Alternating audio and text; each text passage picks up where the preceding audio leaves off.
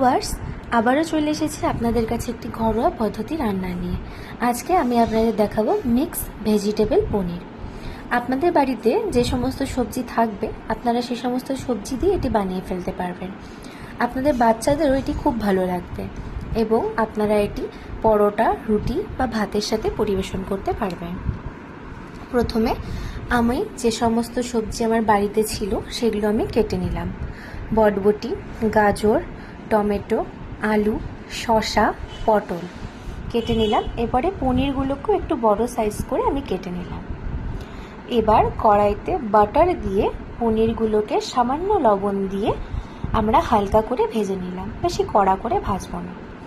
এরপর ওই বাটারের মধ্যে আমরা কাঁচা লঙ্কা এবং এলাচ ফোড়ন দিয়ে তাতে কেটে রাখা সবজিগুলো দিয়ে দিলাম এবং তাতে স্বাদ মতো লবণ দিয়ে দিলাম।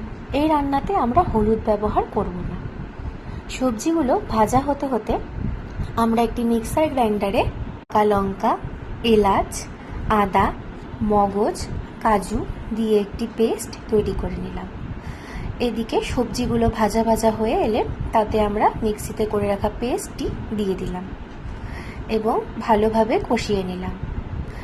এরপর আমরা একটি ছোট বাটিতে 1 বাটি দুধ ভাজা ভাজা হয়ে এলে সবজিটি তার মধ্যে দিয়ে দিলাম। দিয়ে তাতে পনিরগুলো দিয়ে 5 থেকে 10 মিনিট ঢেকে রেখে দিন। ফুটে গেলে তারপরে গ্যাস বন্ধ করে আপনারা তাতে 1 চামচ ঘি ছড়িয়ে দেবেন। এরপরে আপনাদের তৈরি মিক্স ভেজিটেবল পনির। আপনারা বানিয়ে অবশ্যই খাবেন এবং আমাকে জানাবেন আপনাদের কেমন লেগেছে। আপনাদের ভালো লেগে থাকলে আমি পরবর্তীতে আরও এরকম কিছু ভিডিও আপনাদের সাথে শেয়ার করব।